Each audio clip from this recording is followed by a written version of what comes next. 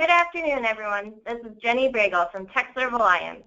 Welcome to today's session of the 2016 Certification Webinar Series, Formula for Success, 3 plus 3 equals 3. There will be a question and answer session after the presentation, so feel free to write in any questions you would like to have answered in the question box on the right side of your screen. Also, we are recording today's presentation, and it will be available to TechServe members on the e-learning center of the website. Now I'd like to introduce our speaker for today, Barb Bruno, President of Good as Gold Training. Barb?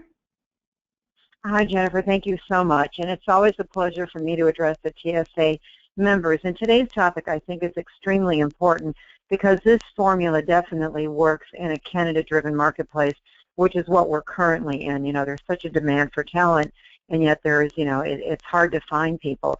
It's interesting, at the TSA conference last year, I had so many people come up to me and say, we just can't find people. I mean, it's just so hard to fill all our contracts. And I reminded them that that's the best marketplace for us, because if it was easy, they wouldn't need us, and so it doesn't make our job easier, but it's a good climate for us to be in, because even companies that have never utilized contract staffing firms are using them now because they can't find talent on their own. So this is the formula that really works in this type of marketplace. It's important to remember that recruiting is a sales profession, and as a result, it's critical to create and implement and repeat a sales process that is most effective.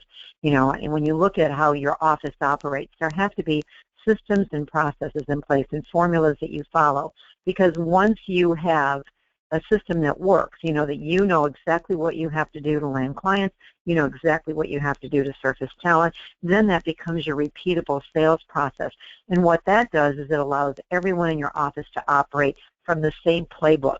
And this type of consistency has a very positive impact on sales and profits. I always tell small boutique firms or independent owners that you have to set up your business the way a franchise would, where everybody is doing things the exact same way, and then when you hire somebody new, it makes it very easy for them to get up and productive quickly because, again, there's these repeatable sales processes. And so today what we're going to address is, what is a success formula to work for candidates in today's marketplace? What is a success formula for clients?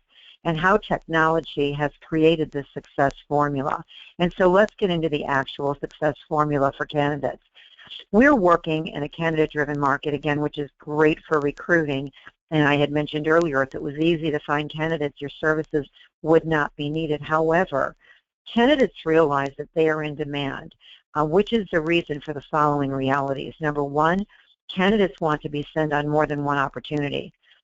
Quite often they do not want to look at just one thing and make a decision.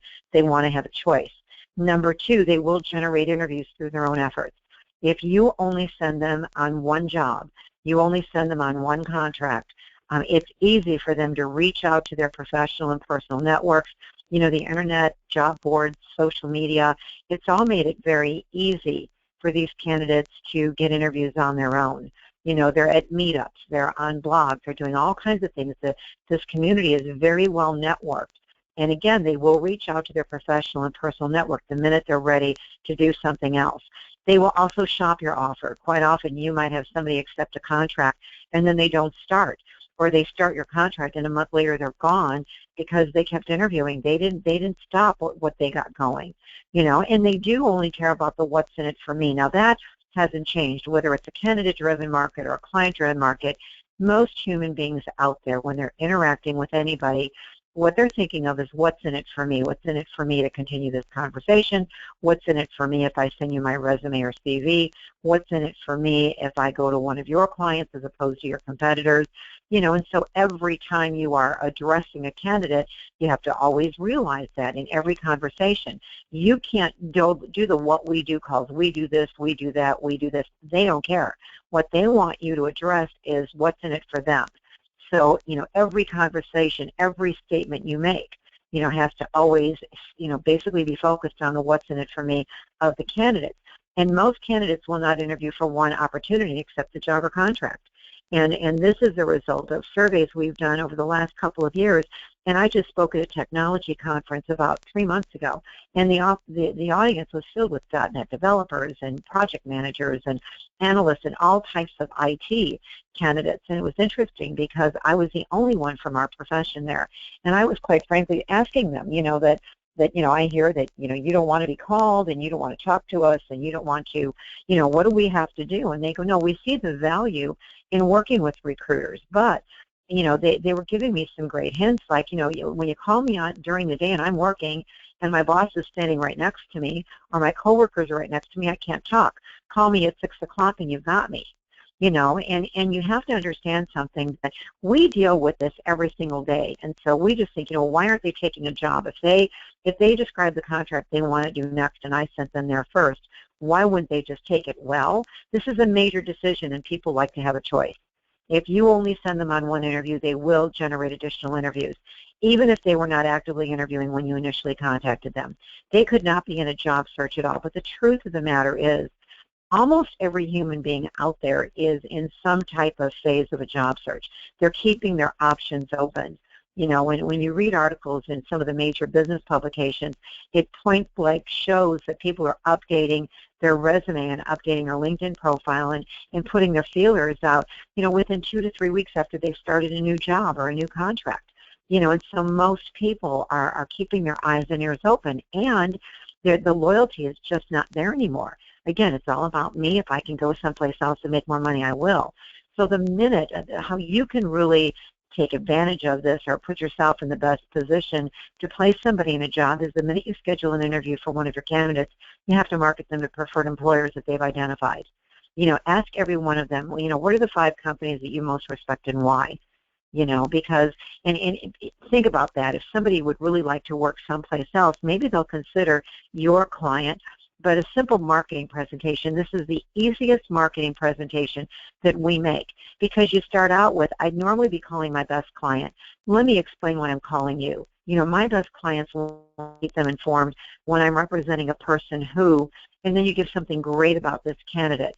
But when I ask them where they want to work, your company was the first company they mentioned. And I didn't want the fact that you and I don't currently do business together to prevent you from having access to this outstanding talent. When would it be most convenient for you to meet? In this candidate-driven marketplace, you would be shocked at how easily this works. And we always want to upgrade our clients. No matter how many clients you're currently representing, you've got to represent the clients that your candidates want to work for. And by always asking, what are the best companies out there? Who do you respect most? Where would you most like to work? That helps you upgrade your client base. That helps you develop new clients by marketing candidates to clients. And if they do anything but set up an interview, not everybody is going to say, oh, great, let's set up an interview. You've got to ask them the follow-up questions. If they say, I don't have any, I have no openings for somebody like that, is there anybody in your department that you'd like to upgrade? See, job satisfaction is at historic lows right now. That's a trend that is very good for us, because most people, in fact, it's been estimated as much as 80% of the people working would make a change for another opportunity that represented their next career move.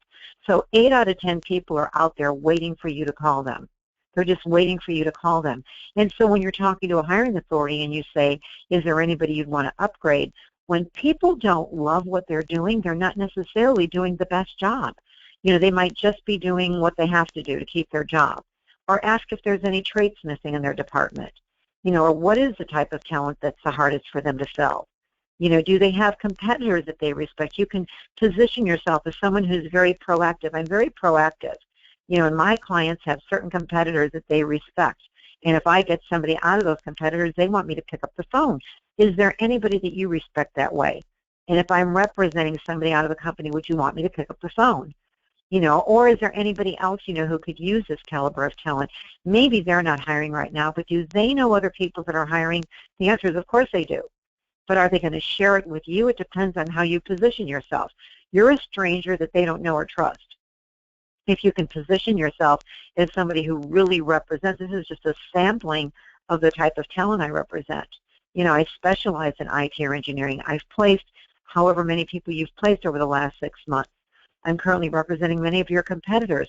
You've got to position yourself as a solution to problems and somebody that they would really like to do business with. And see, this is the first 3 in the 3 plus 3 equals 3 formula, is you've got to get 3 interviews for every candidate.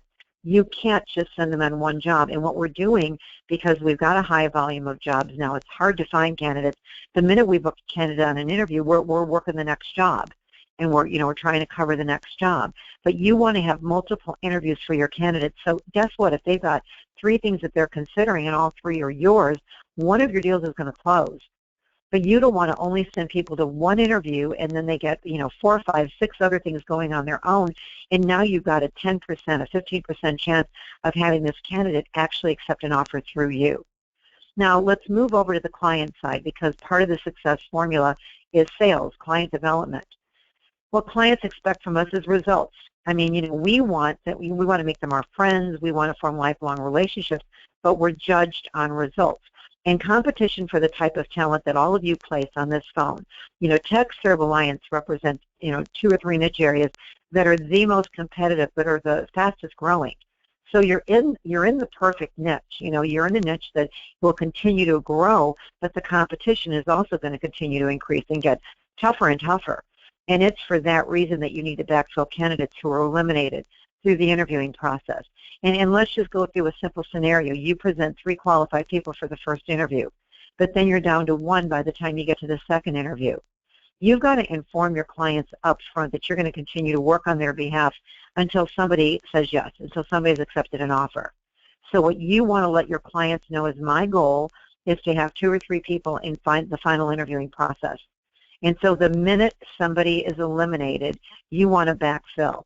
If you have 6 contractors out on interviews, it would be much better for you to have 3 candidates on final interviews with 2 clients versus 1 candidate, 6 clients. And you might think, well, I'm spreading a wider net, I've got a better chance of getting a fill. Think about that. You've got 1 person, they're interviewing on their own, they're getting other recommendations. And what if your candidate doesn't like that company and your client makes an offer? You have no backups. So your chances of closing a deal increases when you have multiple candidates in the final interviewing process. If your candidate turns down an offer or accepts a counteroffer or just doesn't show up, you've got other people in the process, because you've been backfilling. So you're not down to 0. You've got 2 other people that you could, present.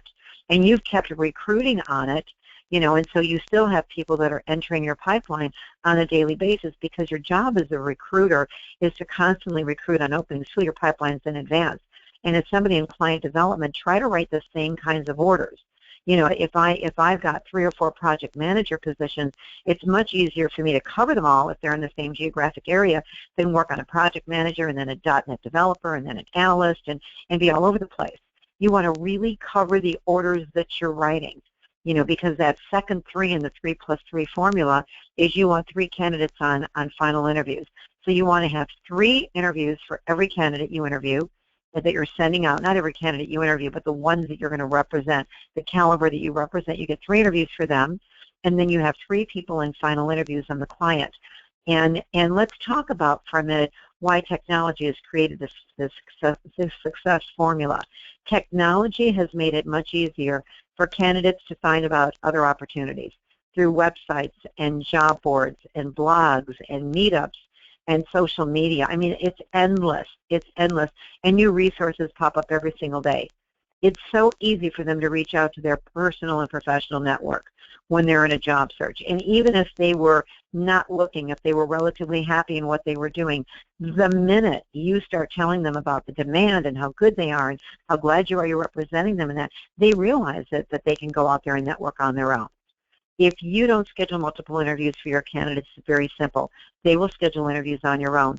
And when you ask them, are you interviewing, and they say no, and then all of a sudden you have an offer, and they go, well, I've got 2 or 3 other things going, we think they lied to us, but they didn't. When you talked to them originally, they weren't interviewing. They were happy in their job. They were not interviewing. They were just, doing their job. But then you put the idea in their head and only sent them on 1 interview, so of course they're going to reach out. And put yourself in their shoes. See, it's important that when we're doing our job that we don't agree or disagree with our clients or candidates. That's not our job. Your job is to put yourself in the shoes of your hiring authorities and see the world through their eyes and figure out who do you have to put in front of them that they're going to make an offer to.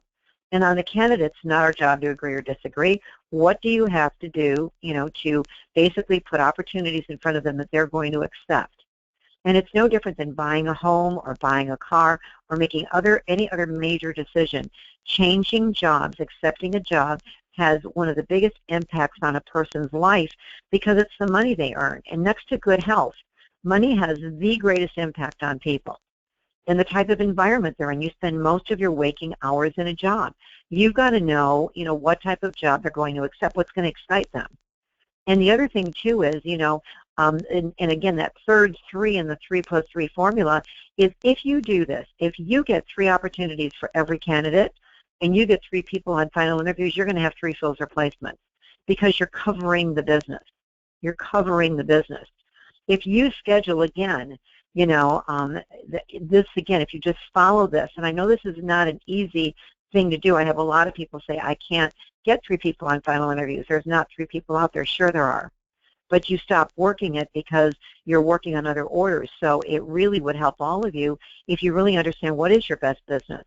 Because wouldn't it be great if you only were placing 5 or 6 titles in your whole database for those 5 or 6 titles? Now that might not be realistic, getting it down as low as that, but the best way to fill your next job is to write an order or write an assignment or a contract that mirrors what you just filled. Because you and I both know candidates will continue to surface. Technology is going to continue to change the landscape of recruiting. And it's going to continue changing the landscape. I mean, every time we turn around and we think we have things figured out, technology kind of, blindsides us a lot. And all of a sudden there's other resources that our candidates are using. But this formula is no fail. This is going to help you close more deals. It will make you change the way you're working your desk. But what I want you to think about January and February of this year. Did you have the kind of months you wanted to have? Or is there room for improvement? You can't do things the same way and expect different results. And that's why we're doing these monthly calls. We're trying to just give you subtle changes that you can make that can have a really, dramatic impact on your income as well as your level of success. Now, this type of training is the type of training that is included in the certification program. These luncheons are, certification training, and this is like 1% of what's included in the study guide of the certification program. And so if you're not certified, again, I've been part of the certification program since its inception, and it really is great information. And it does validate, the base of knowledge that you have. It just is a great differentiator out there from your competition. So if you have not, registered for certification, I would strongly recommend you do that. And if you're coming to these calls, these monthly calls with me, make sure that you're taking something that you hear every month and you're implementing it. Because just listening to this will not change anything. But if you just take one of the ideas you heard and you implement it and you change the way you're working your desk, you have a chance of being more successful. And so the power is not in the training that I'm doing. The power is in your hands. It's you get out of your comfort zone and do something that you're not currently doing. And if you listen to something that I said and you heard yourself say, that's impossible. If you think you can do something or you think you can't, you're right. So if you think it can't be done, you're going to prove yourself right. And so I want you to have an open mind and realize that the firms that are doing this, that are really sending candidates on multiple interviews, and they're really covering orders with 2 or 3 in finals, they're closing many more deals than they've ever done before. And so this is a proven technique that works, and I certainly hope that you embrace it and that it basically helps you close more deals. All right, that's the program for today. What we want to do now is open this for your questions. The questions don't have to be about this formula. They can be about anything that's important to you. The reason I do these calls for TSA and I do them live is we want to answer questions. And so if any of you have any questions that you'd like to ask, what you can do is you can either go to the attendee list, and if you put the phone number in and the PIN number and the access code, we can unmute your lines and you can talk. Or you can go down below where you see the word questions and just click that question, that plus sign, and it opens a box, a dialog box. And all you have to do is type your questions in there. Now, I will always use your first name. If you don't want me to use your first name, then all you have to do is put confidential or anonymous at the very beginning, and I will not use your name when I'm answering your question. So, please either, raise your hand or go down to that question area and type in your question. Let's give you a couple minutes to do that. Okay, there is a question from Phil. What if you've only got 2 candidates and you can't get 3 in final interviews? Or what if you get to final interviews and they've crossed out everybody but one of your candidates? Do you still backfill? You know what's interesting, Phil, is I used to sit on candidates. Like I'd be working on a contract and we've got people who are waiting on an order, or waiting on an offer rather, and all of a sudden, like we know the offer is going to come down in the next day or two, and we have this great candidate surface, and we don't present them because we're in final interviews. And it might be a 3 or 4 interview process, and we don't want to mess things up. So we sit on the candidate. And all of a sudden, the hire comes to a screeching halt, and we're not getting an offer, and we're wondering what's going on. Well, guess what? That same contractor went to one of my competitors. They didn't have anybody in a final interviewing process, so they presented the candidate, and they were the rock star that the client ended up hiring. So I think you've got to present, when you have top talent, surface, you've got to present them and you've got to backfill. And don't be worried about delaying it, because if you don't know if one of your competitors are going to send this person in, and you know what kind of people your clients hire. You get to know, like you'll interview somebody and all of a sudden you think, God, they've got that company's name written across their forehead. That's exactly what they look for and what they're looking for in an employer my client can offer. You've got to send them in. You've got to mess up the process. Okay, hold on a second here. Here's another question. Let me open this window so I can see it. Okay, this is from Jeff. How do you convey the urgency to customers that candidates are not in the market as long as customers' interviewing processes are? And I think what you have to do is you have to let them know when you're presenting. When you write a contract, get interviewing times and get a target date to start. And start this conversation when you write the business, that it is more competitive than ever, and these candidates are actively interviewing. What I'd love to do is get 3 interviewing times from you now so I can tie these people up as I'm talking to them. And also, what is your target date to fill? Because I don't want to start too early and then lose them, or start too late and not be able to cover your order.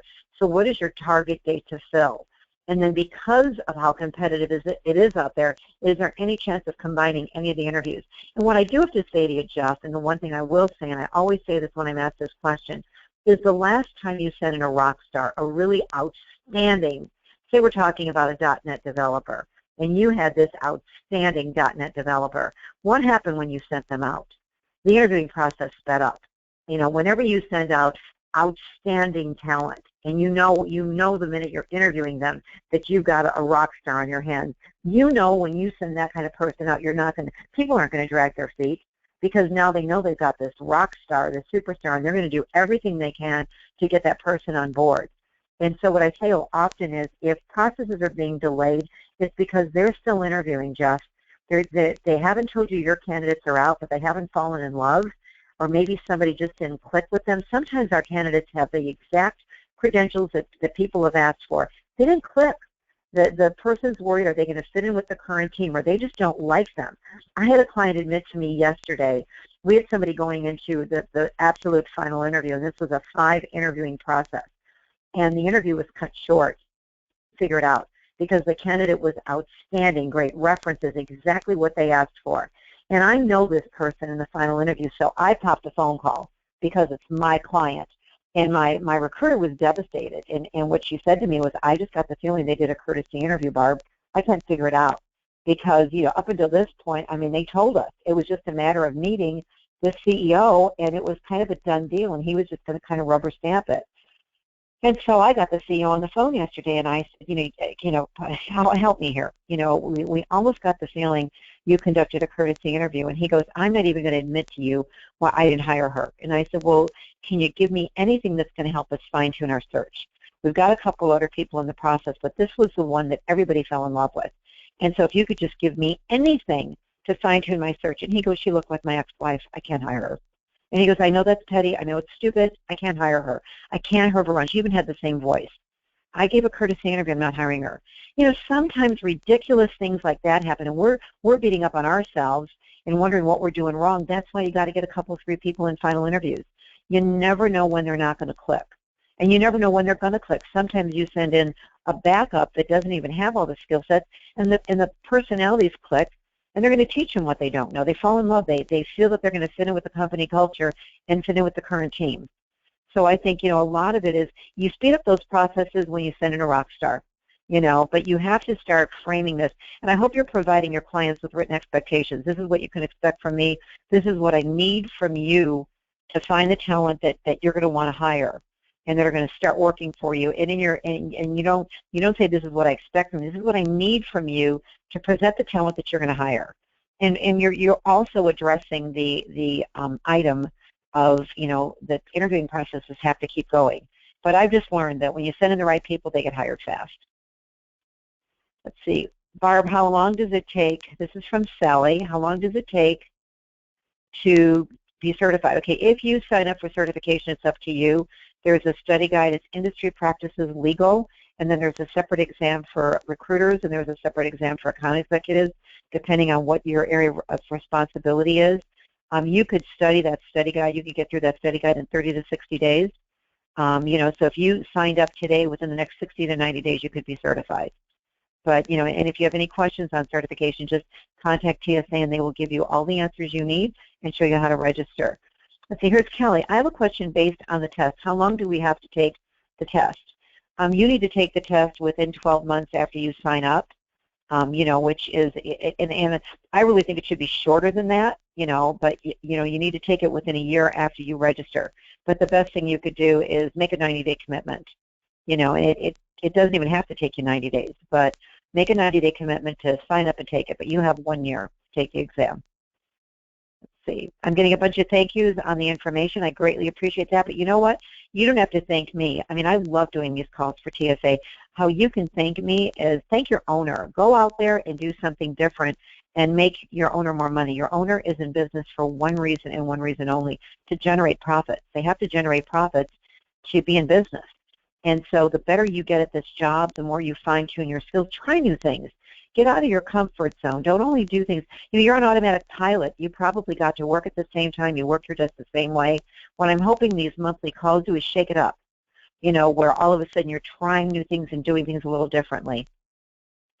Okay, let me see if there's any hands raised. I see no more questions. Oh, I'm sorry. I should have clarified. How much time allocated do we have to take the actual exam? I know the exam is time, Kelly, and I don't remember what the time is. I want to say 2 hours, and maybe Jennifer can help me with this. I think it's 2 hours. Yes, Barbara. Testers are given 2 hours to take the exam. It's only 100 questions, though, so we see that usually the 2 hours is more than enough time, and usually people are actually finishing faster than the 2 hours.